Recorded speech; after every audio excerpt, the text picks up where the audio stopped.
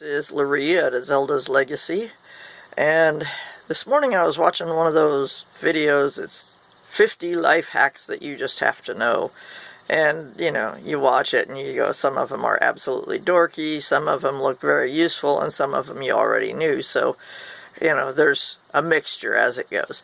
So, at any rate, as I was washing dishes and working around here, I got thinking about a couple of things that are just simple little deals that I learned along the way, and they might be helpful to somebody else. So I'm just going to show you 4 or 5 of them today, and then maybe do another one like this. So let's take a look. Okay, this may look like an odd collection of stuff. Don't mind the dirtiness of that. That's literally dirt that I washed off of these from the garden. Let's not forget the crock pot and that. Okay, so we'll just start with this little rack over here. I see these laying around in thrift stores. They have come out of somebody's dishwasher.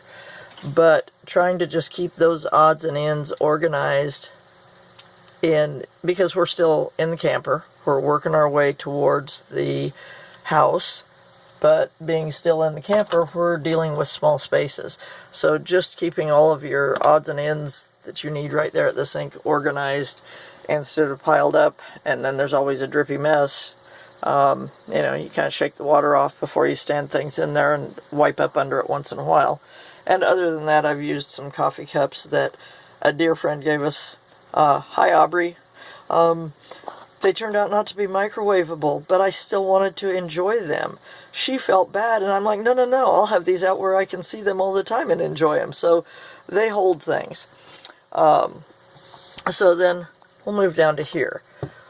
Have you ever used these little pods when you're making your coffee, and then you can't get them clean all the way down in there? Or have you had a coffee cup? Let's see, is Charlie's right here? Nope, Charlie's is gone. A coffee cup that has a lid where you can't get down into it, even with the small end of your bottle brush. This guy, I was having quite a time getting things clean down in there, and I don't like the taste of coffee particularly. So by the time you add creamer and stuff, that really gets to be a mess. Well, our dear sister Joyce, which would technically be Charlie's sister, my sister-in-law, but I get to claim her because I married her baby brother. She, one day, said, here, I have an extra denture brush. I bought 2 or 3. So just, go to Walmart, get a denture brush, and it will get down in those little corners like a dream. So far as just knocking the coffee out of there, a good old table knife, and I did say old. So this does not match any set that I have. Don't go relegating your good table knives to being used as a screwdriver or whatever. But if you keep a few of them around, even if they just came to you in a box of thrift store junk or stuff from a farm sale or yard sale or whatever, having a few of them around, then if you use it for a pry bar on something and that end gets bent, or you don't get quite all the coffee off of it, and so you got crusty stuff on there, it's just a useful, handy thing. So, and of course from Grandma I learned not to use the good ones.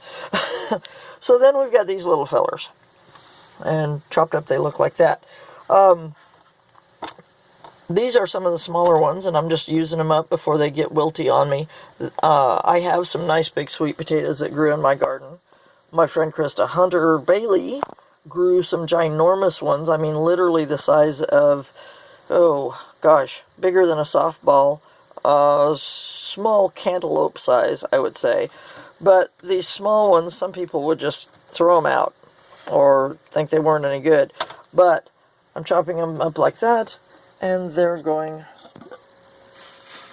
oh yes, steam is a wonderful thing, but they're going right in that stew, which is actually yesterday's venison stew being reheated and added to, and it'll make a nice new stew. And then this, of course, all my little scraps, well, again, most people would throw them out, or a lot of people would throw them out, but I will scoop them out of there, put them in some clean water in a pan, and just boil them up till they're tender, and then just let them set till tomorrow, and the chickens will love them. So, butternut squash, we're going to talk about him a different day, but these sweet potatoes, I bought some this spring because I didn't have any started, but that is simply a little leftover sprig from one of the potatoes, one of the sweet potatoes that the plant, actual plant that grew out in the garden. I've always known that you could take the, for a long time, I won't say always, I didn't know this when I was 3, but you take the sprouts off of the potato, and you can root them in water, or you can literally root them in dirt, either way. And there's videos out there on doing that, so I won't go a long ways with that. But this actually was a sprig of the plant that was left when I was digging up the sweet potatoes because the weather was changing, and I thought, you know, I did everything above ground this year.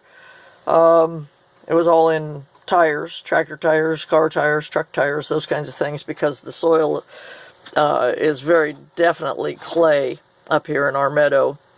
So where I gardened this year, everything was in tires. Literally, some of my sweet potatoes were shaped like the edge of a tire where the rim would fit up against it. It was quite comical. And you will have some that will grow goofy if you're growing your own. You don't get goofy looking ones like that in the store, but you know what? Just cut that goofy, wilty looking part off. That's all going in the chicken stuff. This split, I'll just cut it out, and there's still good stuff there. It'll be small chunks, but in a stew, who cares? So, anyway, whether you pull your sprouts off of your sweet potato that you let set a little too long in the bin, or whether you've grown them this year and you just save you a sprig and root it, once we get in the house, I'm going to try moving the sweet potatoes that I have to a bigger sweet potato vines that I have to bigger containers, and see if I can grow some indoors. I'll let you know how that works out. Now, coming to these eggs, we're starting to get back into production here. Our hens had dwindled down to about 3 or 4 a day. Well, this is 2 days in a row that we've gotten 6. But you see this humongous one? And again, there are videos out there on this deal, so I did not choose to video my poor little hen. She had gotten what they call egg bound. Basically, it's an egg that is stuck in the channel and won't come out. And that can happen with hens that are very young, hens that are very old, hens when they're first going in or out of molt, and when there is a huge egg. And you see how it compares to these others. These are pretty good sized eggs. I would say this guy is probably a large. We get some that are extra large that are just a little bit bigger than these, but that is huge. And literally, when she got done, finally got it out, so basically I gave her an Epsom salts bath where I just kind of held her in the Epsom salts for about half an hour. Well, when she laid this egg, she literally, as I reached for it, she literally turned around and pecked at it, like, ouch, that hurt me. Well, I'm quite sure it did hurt, but she did finally get it out, and just me handling it and stuff, I've broken that membrane enough that it's starting to weep, so we'll have to get him used right up. You know, if I had found it in the nest already cracked from a hen, you know, the only thing I would do with that would be maybe feed it to the dogs or the cats, you know, cook it up and feed it to them. But where I saw specifically that, you know, the egg was laid and then she went, tick!